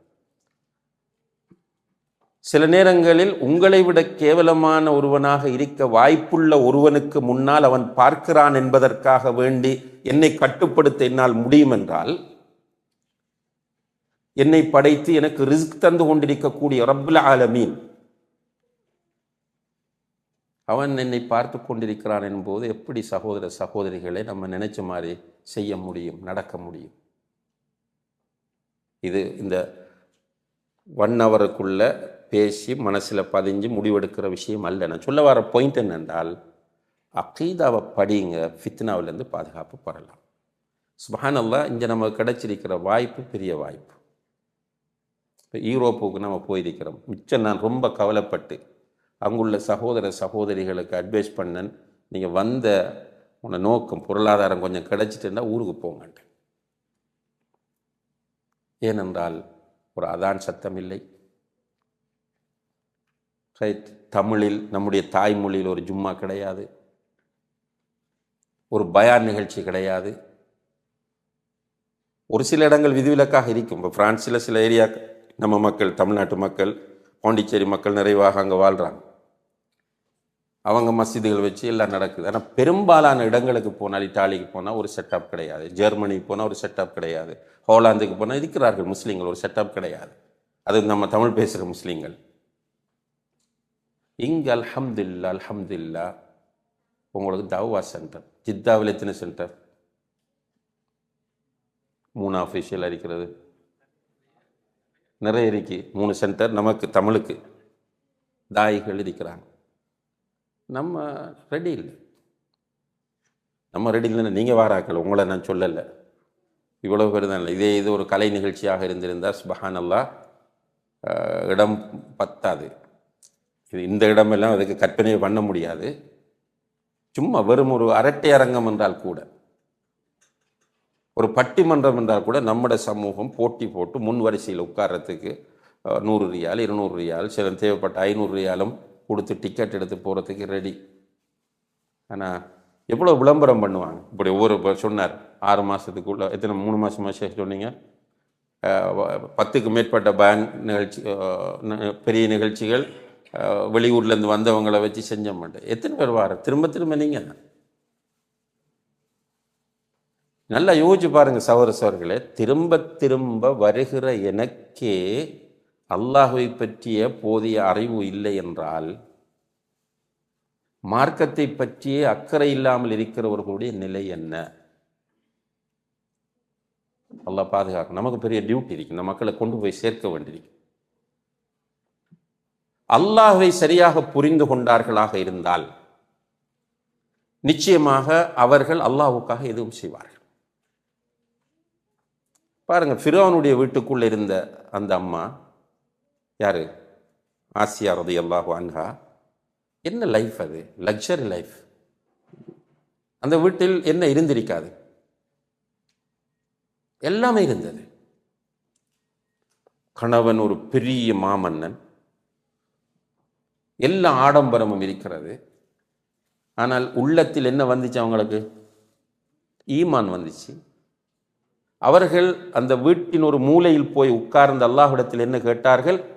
ரப்பி பினிலி இந்தக பைத்தன், ரப்பி பினிலி இந்தக பைத்தன் ஃபில் ஜன்னா வனஜ்ஜினி மின் ஃபிர்அவுன வஅமலிஹி வனஜ்ஜினி மினல் கௌமில் ஸாலிமீன். யா அல்லாஹ், எனக்கு இந்த லைஃப் வேண்டாம், இந்த ஆடம்பர வாழ்க்கை எனக்கு வேண்டாம், இந்த ஃபிர்அவுனும் வேண்டாம், இந்த அநியாயம் செய்கிற இந்த கூட்டமும் எனக்கு வேண்டாம். எனக்கு உன்னிடம் ஒரு வீட்டை கட்டு சுவர்க்கத்தில், அதுக்குள்ள நான் வர வேண்டும் என்று கேட்டார். வல்லாஹி, கண்ணியத்திற்குரிய தாய்மார்களே, சகோதர சகோதரிகளே, நம்ம புரிந்து கொள்ள வேண்டும். அல்லாஹ்வை பற்றிய சரியான அறிவு வந்தால் சமுதாயத்தில் மிகப்பெரிய ஒரு மாற்றத்தை நம்ம காணலாம். அப்ப நம்ம தஅவாவில் இதற்கு முதலிடம் கொடுக்க வேண்டும். நம்முடைய இல்மில் முதலிடம் அல்லாஹ்வை அறிவதற்கு கொடுக்க வேண்டும். இதை கொடுத்தோம் என்றால் அடுத்தது என்ன பண்ணுவோம் என்றால் நமக்கு தெரியும். நம்ம வீக்கானவங்க, நம்ம மலக்கு கிடையாது. ரசூலுல்லாஹி அலைஹி வஸல்லம் ஒரு ரியலான மனிதர், சுப்ஹானல்லாஹ், யதார்த்தமான மனிதர். ஒரு நாள் வந்து சொல்றாங்க சஹாபாக்கள்கிட்ட, உங்களுக்கு முன்னால் ஒரு பெண் ஒரு அசிங்கமான கோலத்தில் வந்து உங்களுடைய ஆசை தூண்டப்பட்டால் நீங்கள் உங்களுடைய மனைவியிடம் போங்கள். ஏனென்றால் எந்த பெண்ணை பார்த்து உங்களுடைய ஆசை தூண்டப்பட்டதோ அந்த பெண்ணிடம் இருப்பது தான் உங்களுடைய மனைவியிடமும் இருக்கிறது, அல்லது உங்களுடைய மனைவியிடம் இருப்பது தான் அந்த பெண்ணிடமும் இருக்கிறது என்று சொல்லிட்டு சொன்னார்கள். நான் என்னுடைய வைஃப் ஜெய்னபுடைய வீட்டுக்கு போய் வாரேன் என்று சொன்னாங்க. சுப்ஹானல்லாஹ். அப்ப ஃபித்னாவுடைய ஜமானில் பாவங்கள் நம்மை உசுப்பும், பாவங்கள் நம்மை அழைக்கும். ஆனால் அல்லாஹை பற்றிய புரிதல் இருக்கும்போது அல்லாஹ் சமீ, அல்லாஹ் பசீர், அல்லாஹ் ரகீப், அல்லாஹ் என்னை கண்காணித்துக் கொண்டிருக்கிறான், பார்த்து கொண்டிருக்கிறான், கேட்டுக்கொண்டிருக்கிறான். இந்த உணர்வு மேலிடும் போது நம்ம அதை தவிர்த்து கொள்ளலாம், நம்மை பாதுகாத்துக் கொள்ளலாம். எனவே இல்முக்கு முக்கியத்துவம் கொடுங்கள். இதிலையும் குறிப்பாக நம்முடைய பிள்ளைகளுடைய அடுத்த காலங்கள் பெரிய டேஞ்சரான காலமாக தெரிகிறது. அல்லாஹு அலம். அல்லாஹ் நினைத்தால் மாற்றியும் விடுவான். ஆனால் லா யஅதி அலன் நாஸி ஸமான் இல்லா வல்லதி பஅதஹு ஷர்ரு மின், காலம் போக போக மோசமாகிக் கொண்டே போகும் என்று அல்லாஹ்வுடைய தூதர் ஸல்லல்லாஹு அலைஹி வஸல்லம் அவர்கள் சொன்னார்கள். அப்போ பிள்ளைகளுடைய காலம் வெரி டேஞ்சராக தெரிகிறது. எனவே நம்முடைய பிள்ளைகளை மார்க்கத்தை படிக்கிறவர்களாக நம்ம மாற்ற வேண்டும். சில நல்ல பேரண்ட்ஸ், இப்போ உண்மையில் இப்போ நான் பேசிக்கொண்டிருந்த சகோதரர் இர்ஃபானோடு அவர் சொன்னார், இவரை பற்றி கேட்டேன், ரியாஸ் மௌலவியை பற்றி. அவர் சொன்னார், ரியாஸ் மௌலவி ஒரு என்ஜினியராக இருந்து ஜப்புக்கு வந்தவர். அவருடைய பேரண்ட்ஸுடைய ஆசை ஆர்வம், இப்போ அவர் அந்த ஜாப்பை விட்டுட்டு இங்கே அப்துல் அசீஸ் யூனிவர்சிட்டியில் ஜாயின் பண்ணி அகீதா படித்து அதில் எம்ஏ செய்கிறார். சுப்ஹானல்லாஹ். இது ஒரு நல்ல உதாரணம். அல்லாஹ் அவர்களுக்கு இஹ்லாஸை கொடுக்க வேண்டும், வெற்றியை கொடுக்க வேண்டும். இன்ஷா அல்லாஹ் பயனுள்ளவர்களாக அவர்களை ஆக்க வேண்டும். எல்லாரும் இந்த கோணத்தில் யோசிக்க வேண்டியது. பணம் அது நத்திங் சகோதரர், பேப்பர். அது நமக்கு தெரியுது தானே. நிறைய பணம் இருக்கு, ஒன்றும் செய்ய முடியாது. சில நேரம் பணம் நிறைய இருக்கு, எதுவுமே செய்ய முடியாது. அண்மையில் ஒரு முக்கியமான ஒரு நிறுவனத்தினுடைய ஃபவுண்டர், உங்களுக்கு ஞாபகம் இல்லை, எனக்கு அந்த பேர் மறந்துட்டேன், நிறுவனம் ஒரு ஐடி நிறுவனம் நினைக்கிறேன். அவர் கேன்சர் ஹாஸ்பிட்டலில் இருந்து அவர் ஒரு கடிதம் எழுதி வைத்து விட்டு மரணித்தார். என்னிடம் காசு இருக்கிறது, எந்த அளவுக்கு அந்த ஹாஸ்பிட்டலை வாங்கலாம், இது போல எத்தனையோ ஆயிரக்கணக்கான ஹாஸ்பிட்டலை வாங்குற அளவுக்கு எனக்கு பணம் இருக்கிறது. ஆனால் என்னுடைய நிலைமை என்னவென்று கேட்டால், இவர்கள் தருவதை மட்டும்தான் என்னால் சாப்பிட முடியும். இவர்கள் தந்திருக்கிற பெட்டில் மட்டும்தான் என்னால் உட்கார முடியும். ஆனால் எனக்கு ரிலாக்ஸான தூக்கமும் இல்லை. அழகான ஒரு கடிதம் அது சோஷியல் மீடியாக்களில் ஷேர் பண்ணப்பட்டிருந்தது. உண்மைதான் லைஃப். பணம் பொய். பணம் தேவை, வாழ்க்கைக்கு தேவைன்னு அல்லாஹ் ஃபிக்ஸ் பண்ணியிருக்கிறான். தேவையான அளவு நம்ம தருவான், யாரையும் கைவிட மாட்டாங்க. அல்லாஹ் தரக்கூடாது என்று முடிவெடுத்தவர்களுக்கு யாரும் கொடுக்கவும் முடியாது. இப்போ நீங்கள் உங்களுடைய சர்க்கிள்லேயே பாருங்கள், உங்களோட படித்தவர்கள் ஊரில் சிலர் அல்லாஹ் அவர்களை கண்ணியப்படுத்த வேண்டும், பிச்சை எடுக்கிறவங்களாக கூட இருப்பாங்க. நீங்கள் இங்கே ஒரு கம்பெனியில் மேனேஜராக இருக்கிறீங்க, உங்கள் ஃபேமிலியில் உங்களோட சிஸ்டர் ஹஸ்பண்ட் கூலி தொழில் செஞ்சுட்டு இருப்பார். நீங்கள் ஒரு கம்பெனியில் பெரிய ஒரு போஸ்டில் இருப்பீங்க. இது அல்லாஹுடைய ஒரு செட்டப். இது உங்களுடைய திறமை கிடையாது. பொருளாதாரத்தை புரிந்து கொள்ளுங்கள். இந்த உலகம் ஒரு நோக்கத்திற்காக அல்லாஹ்வினால் படைக்கப்பட்டிருக்கிறது. இந்த உலகத்தை அல்லாஹ் வீணாக படைக்கவில்லை, விளையாட்டாக படைக்கவில்லை. இந்த உலகத்தை, குறிப்பாக பூமியில் உள்ள அனைத்தையும் நமக்காக படைத்திருக்கிறார். பூமியில் உள்ள அனைத்தையும் நமக்காக படைத்தீங்க. ஹுவல்லதி ஹலகலக்கும் மா ஃபில் அர்தி ஜமீஆ. பூமியில் உள்ள எல்லாவற்றையும் உங்களுக்காக வேண்டி அவன் படைத்திருக்கிறான். இப்படி கேட்டு எல்லாத்தையும் சொல்லிட்டு, வானத்தையும் பூமியையும் விளையாட்டாக படைக்கவில்லை, பூமியில் உள்ளவற்றை எல்லாம் உங்களுக்காக படைத்திருக்கிறேன் என்று சொல்லிட்டு அல்லாஹ் நம்மை பார்த்து கேட்கிறான், அஃப ஹஸிபுத்தும் அன்னமா ஹலக்னாக்கும் அபஸா வ அன்னக்கும் இலைனா லா துர்ஜாஊன். உங்களை வீணாக படைத்திருக்கிறோம் என்று நீங்கள் நினைத்து கொண்டிருக்கிறீர்களா? உங்களை வீணாக நான் படைத்திருக்கிறேன் என்று நீங்கள் நினைத்து கொண்டிருக்கிறீர்களா? மீண்டும் என்னிடம் மீட்டப்பட மாட்டீர்கள் என்கிற எண்ணத்தோடு நீங்கள் வாழ்ந்து கொண்டு, இந்த கேள்வி வெற்றி ஸ்ட்ராங்கான கேள்வி. இது படைத்தவன் கேட்கிற கேள்வி. படைத்தவனை புரிந்தால்தான் இந்த கேள்வியின் அர்த்தமும் புரியும். படைத்தவனை ஒரு மூட நம்பிக்கையின் அடிப்படையில் நம்புகிறவர்களுக்கு இந்த கேள்வி புரியவே புரியாது. அல்லாஹ் என்னை படைத்தவன், அல்லாஹ் என்னை கண்ணியப்படுத்தியிருக்கிறான், எனக்கு ரிஸ்கை தருபவன், எனக்கு ஆக்சிஜன் தருபவன், எனக்கு தண்ணீரை தருபவன், எனக்கு குழந்தையை தருபவன், அந்த அல்லாஹ் என்று யார் புரிந்திருக்கிறாரோ அவருக்கு இந்த கேள்வி அவருடைய உள்ளத்தை அப்படியே ஸ்ட்ராங்காக டச் பண்ணும். அஃப ஹஸிபுத்தும் அன்னமா ஹலக்னாக்கும் அபஸா. உங்களை நாம் வீணாக படைத்திருக்கிறோம் என்று நீங்கள் நினைத்துக் கொண்டிருக்கிறீர்களா? வ அன்னக்கும் இலைனா லா துர்ஜாஊன். நம்மிடம் மீட்டப்பட மாட்டோம் என்ற சிந்தனையோடு நீங்கள் வாழ்கிறீர்களா? இல்லை, உங்களை மாற்றுங்கள். நீங்கள் வீணாக படைக்கப்படவில்லை. எனவே அன்புள்ள சகோதர சகோதரிகளே, ஃபித்னாவுடைய காலத்தில் வாழ்ந்து கொண்டிருக்கிறோம். இந்த காலத்தில் மிக கவனமாக வாழ வேண்டிய கடமை நமக்கு இருக்கிறது. இது சுயநலம். எல்லாரும் மௌத்தாகத்தான் வேண்டும், இந்த உலகத்தை விட்டு போய்த்தான் ஆக வேண்டும். கபரை நம்பியிருக்கிறோம், மஹ்ஷரை நம்பியிருக்கிறோம், சிராத்தை நம்பியிருக்கிறோம், நரகத்தை நம்பியிருக்கிறோம், சுவர்க்கத்தை நம்பியிருக்கிறோம். அல்லாஹ்வை நாளை சுவர்க்கத்தில் பார்க்க முடியும் என்கிற கொள்கையோடும் நாம் இருக்கிறோம். எனவே எல்லாம் வல்ல அல்லாஹ் ஜல்ல ஷானஹு தஆலா நம்முடைய இந்த உலக வாழ்க்கையில், குறிப்பாக ஃபித்னாவுடைய காலத்தில் நாம் கவனமாக சரியாக வாழ்ந்து மார்க்கத்தோடு மௌத்தாகுவதற்கு நாம் எல்லோருக்கும் தௌஃபீக் செய்வானாக. وآخر دعوانا أن الحمد لله رب العالمين والسلام عليكم ورحمة الله وبركاته.